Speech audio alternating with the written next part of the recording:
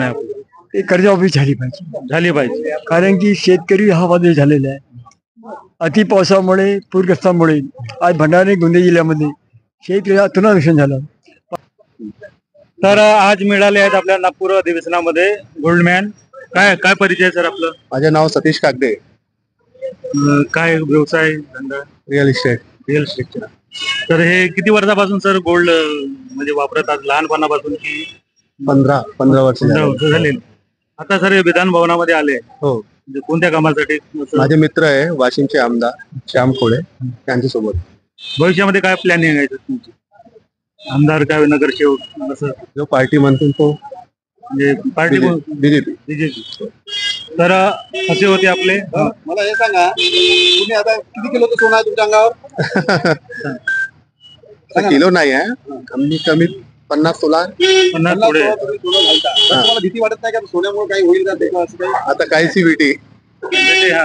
नाही, आता काहीची बेटी. बरं सर, तुमचा व्यवसाय काय? Real estate. Election. Real estate. Real estate. धन्यवाद सर. आता आम्ही नागपूर अधिवेशनामध्ये आहो. मधुकरजी कुकडे साहेब माजी खासदार आणि आमदार पण राहिलेले आहेत.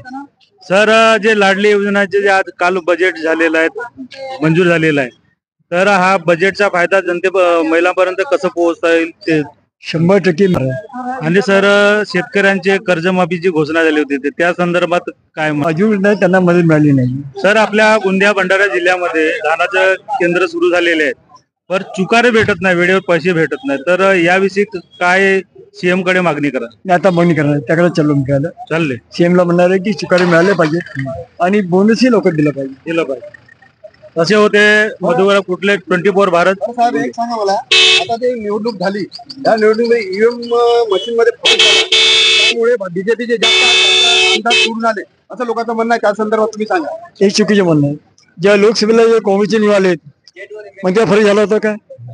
बांधवांनो, प्रत्येकाला वाटते की मी हरलो तर मी बाईक आहे, मी आमदार आलेलो ना, राजकारण मी 2009 पडलो ना, आणि 2018 खासदार झालो ना, आणि त्या ठिकाणी खासदार 2 लाखांनी बीज झाली ना.